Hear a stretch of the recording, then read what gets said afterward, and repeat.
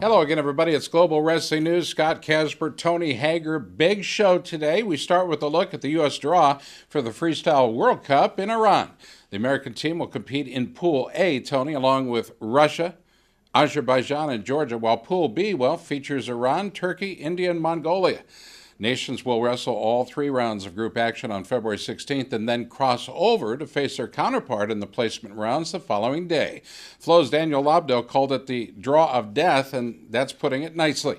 Any chance U.S. makes it to the medal round, Tony? I mean, at the end of the day, the old saying goes, you have to, if you want to win the cup, you got to beat everybody. You got to beat the best people. You know, if these teams in this class, in this A group, if they bring their A team, this is going to be very difficult to beat them. But in the past, Russia hasn't done that, so I think we might be okay. It just depends on how strong a team they bring. Now remember, we just beat Iran. It wasn't that long ago in the World Clubs Cup, so I have to believe that Iran is going to be putting their best foot forward for sure, in hopes that they will meet the Americans.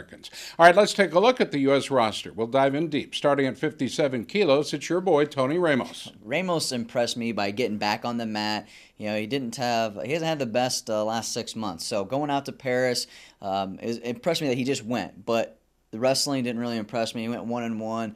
I got actually injury defaulted out, bronze medal match. So he came away with a bronze medal, but we didn't get to see enough action on him. So we're going to get a real good test here to tell if Tony Ramos is in for another quad. If he has a good World Cup, he's going to be definitely trying to go for world championships, also the Olympics maybe in 3 years. All right, coming off a gold medal performance at the World Championships, top-ranked Logan Stieber returns to action at 61. I'm excited to see him compete more at this weight class.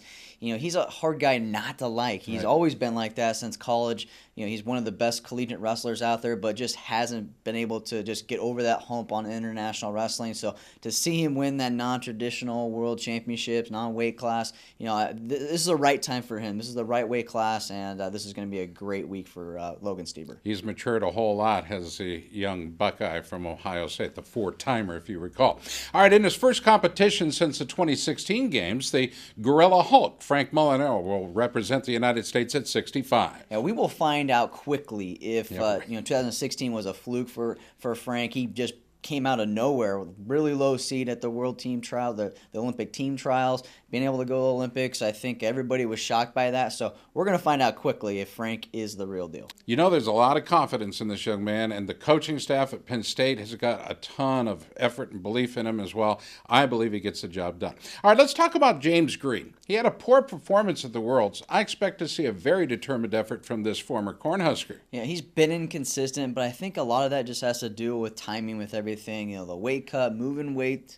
It just he's just kind of in a weird spot. He's been kind of a tweener. I don't want to make excuses for him that it's been difficult for him to kind of pinpoint who he's going to be competing against. I'm hoping that this is really kind of an opportunity for him to get some more confidence so we can see another 4 years of James Green. Well, obviously the main focus is going to be at 74 kilos with the return of Jordan Burroughs. I really don't know what to expect. I've talked to Mark Manning about this, and I got to tell you, he's high on Jordan Burroughs right now. Jordan's back in the room training hard, working out with James Green, working out with the team. He's getting a lot of mat time. Yeah, it's going to be interesting to see how he rebounds from Rio. It's all mental. We obviously know Jordan Burroughs can do it on the mat, but how do you take that opportunity from going beat when you're not used to getting beat? Everybody handles it differently. So Ronda Rousey, she's been on top MMA world. She comes back, loses a couple of times, she's out. She's like not really a nobody in the world anymore, but Tiger Woods too. How many championships did he win? Then he went through that whole ordeal with his wife and losing back problems. So, everybody handles things differently. We've seen people be at the top for a long, long time, and then they just go away. So hopefully Jordan Burroughs isn't one of those guys. Olympic bronze medalist Jaden Cox will not be in competition, but I don't think we're losing a whole lot there because David Taylor will be. Yeah, David Taylor doesn't have the size that Jaden Cox does, but he has the freestyle game to back it up. Not that Cox, doesn't have that. Taylor's just a little bit more seasoned. It's harder for people to prepare for him because he does have an aggressive style more than Cox does. He doesn't have the defensive Cox, but he has the funk. Oh. And sometimes when you get rolling around with David Taylor, he can put up some big points and a big-time action from David Taylor. All right, next up, 97 kilos. All I really need to say here is Kyle Snyder. Yeah, Snyder comes up big in big moments, big events, and, homeboy is just clutch. We get Kyle Snyder in any team, any dual team. That is somebody that you want to be able to anchor your team anytime. So, heavyweight, we haven't been able to depend on a whole lot. Delegna being hurt, Zach Ray there, Gwizdowski, we're not really for sure. So that he's really anchors this team really well. Snyder man. I'm all fired up to see him in action, no matter where he wrestles or when he wrestles. All right, finally, we go to 125. Two heavyweights in the lineup there, Nick Gwizdowski and Zach Ray. Tony, take your pick. If it's me, I'm sending Gwiz. Yeah, Gwiz without a doubt. I still haven't forgot about Ray a couple years in the World Cup, him having to replace, and it just really, I don't know, so not inspiring, I guess. Not excited to see him wrestle. He just has to pull the trigger when it counts. Same with Gwizdowski. So I think you go with the hot talent right now and take with Nick Gwizdowski. All right, wrestling fans, stay tuned. Our wrestling conversation will continue thanks to Barbarian Apparel. Stay tuned.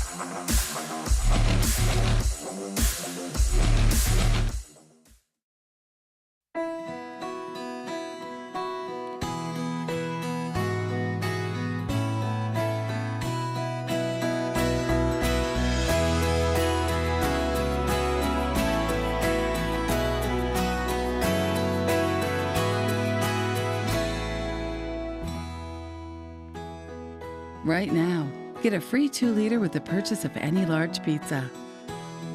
Casey's, famous for pizza. Yellow Blue wants to show you global energy demands are expanding at an alarming rate. Power grids in the U.S. are aging while coal plants continue to close at record rates. Utility rates are at an all-time high and there's no end in sight. If this concerns you, call Yellow Blue, delivering products and services that are not only green, but cost-effective. You can be independent, safe, and secure. We'll show you how at yellowbluetech.com.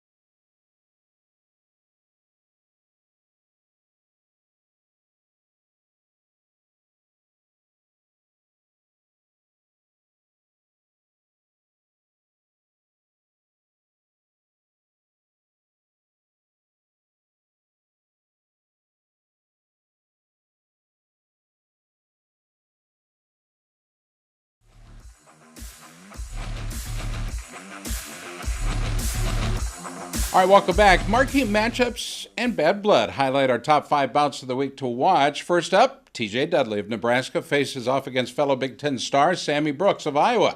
These two are tied 2-2 in the all-time series, and every time I look analyzing this match, I got to go back to the huge fall Dudley had on Brooks in Nebraska, but this time, Iowa City. Yeah, I think everyone was shocked to see that happen out in Nebraska. Dudley is definitely the favorite going in this match, higher ranked wrestler. He has more wins over Brooks here as of late. So I expect Brooks to push the pace a lot. And sometimes that can get him in trouble. He can get kind of overzealous and Dudley can catch him and get him some underhooks and put him in bad position like we saw last year. So it'll be interesting to see what the game plan is for Dudley here. All right, I've got Dudley in this one. Who you got?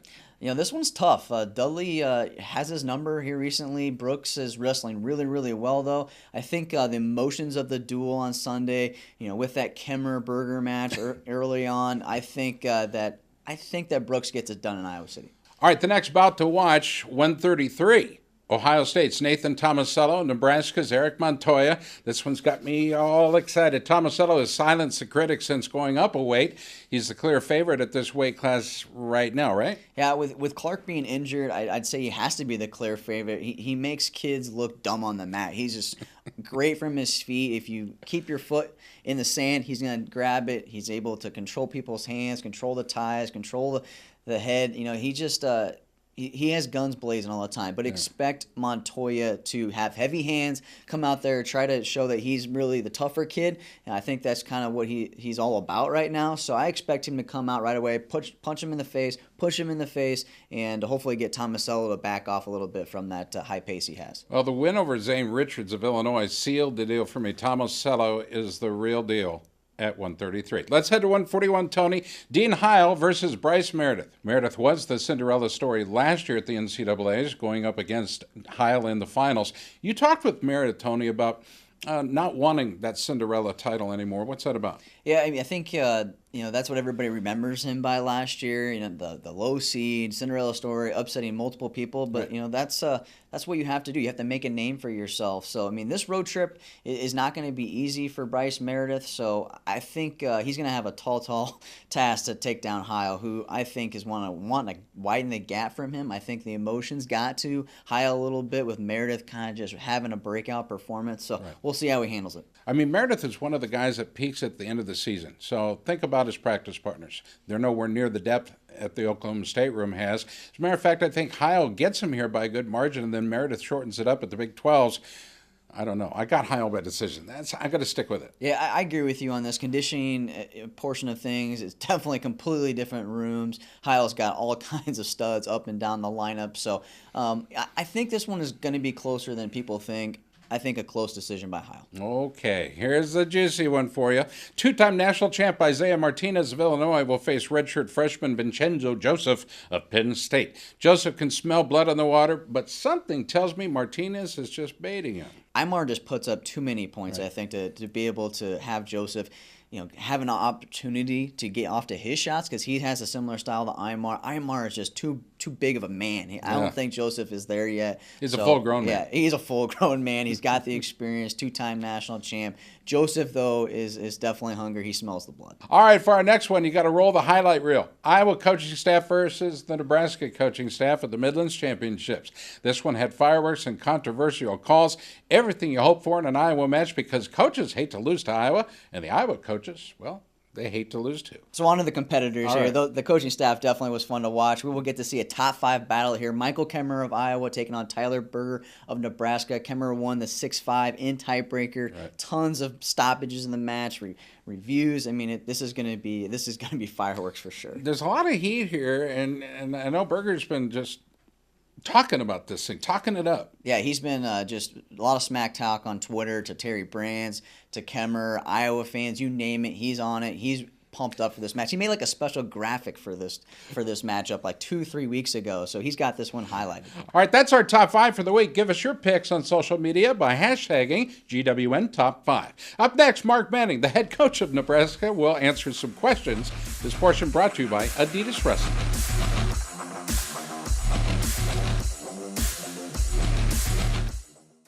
Wow, 40 years. Time really flies. Don't seem like it's been that long. It seemed like only yesterday that I started out route delivering it to the stores. For over 40 years, we're really proud to keep the same quality ingredients and not change our recipe. Help us celebrate our 40th anniversary by joining into our cookies recipe contest with a chance to win a Traeger Bronson 20 smoker. You can enter it on our Facebook page or cookiesbbq.com. Thanks for 40 years, and we'll see you in another 40 years. Cookies is the one.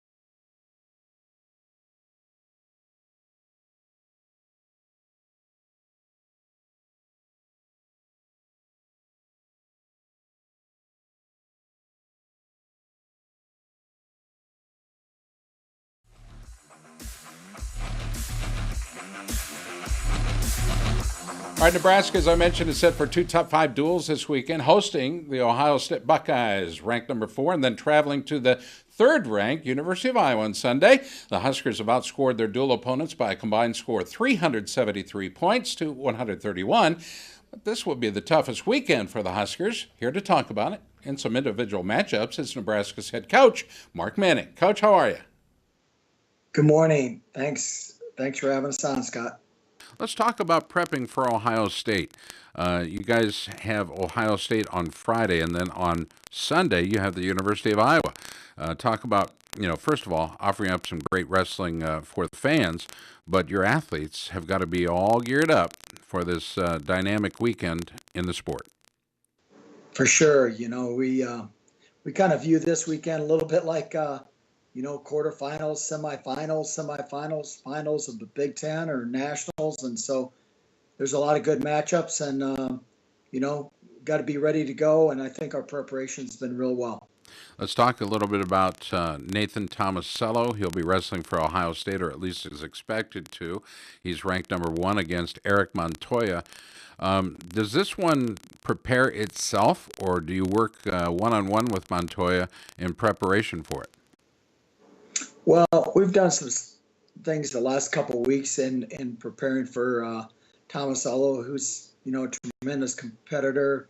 He's been a national champion already, and we have a lot of praise and respect for Nathan. He's a great young man, and he's a hard-nosed competitor. So Eric's got to be on top of his game, and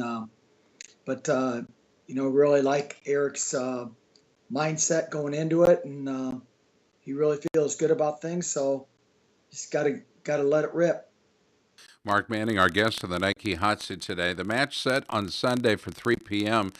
Thomas Gilman, currently ranked number 1, will face your Tim Lambert, number 3 ranked. This is going to be a very contentious match. Yeah, for sure. We've wrestled Gilman a number of times, and Timmy's came up short.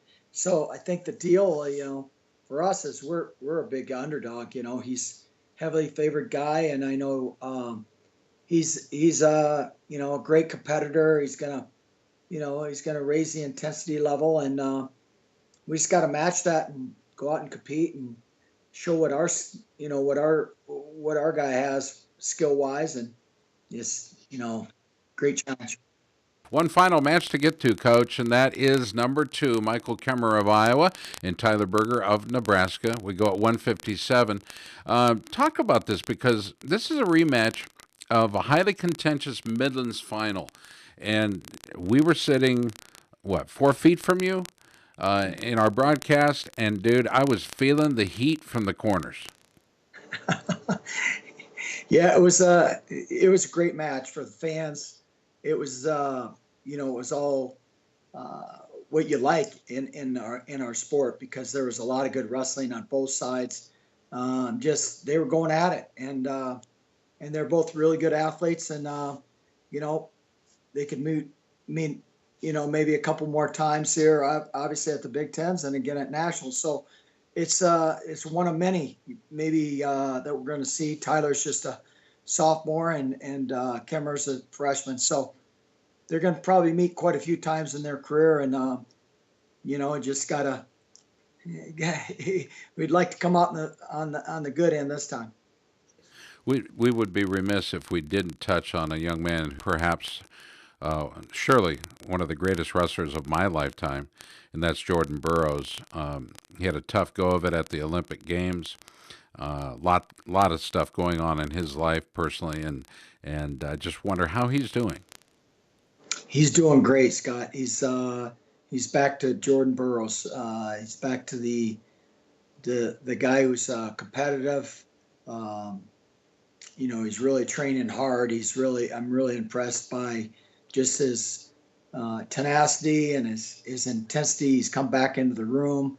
Obviously he took some time off in September and October, but the end of October he really started coming back and giving of himself, and that's a big sign of a champion, because he really helped James get ready for the World Team Trials, and then also the World Championship. So Jordan was really impactful in helping James prepare and get himself ready, and that shows a lot of heart and character on Jordan's part.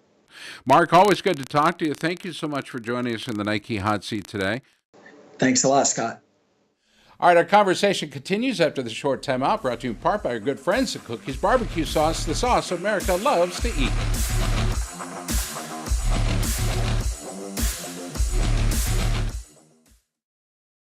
The war raged for generations. No amount of bravery and conviction could end the infected, unyielding rage.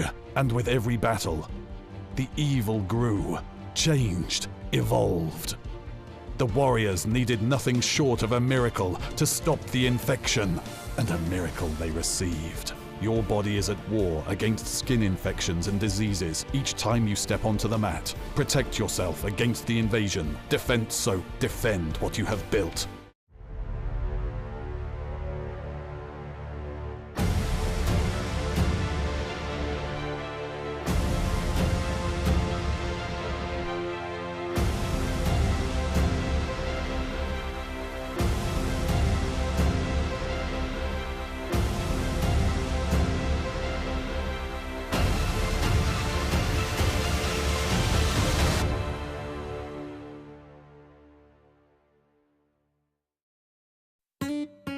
When looking for a quality pizza, you need a place that makes everything from scratch, using fresh ingredients, 100% real mozzarella. And if you can grab a lotto ticket while you're there, well, lucky you.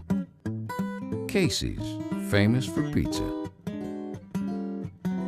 Right now, get a free 2-liter with the purchase of any large made-from-scratch pizza.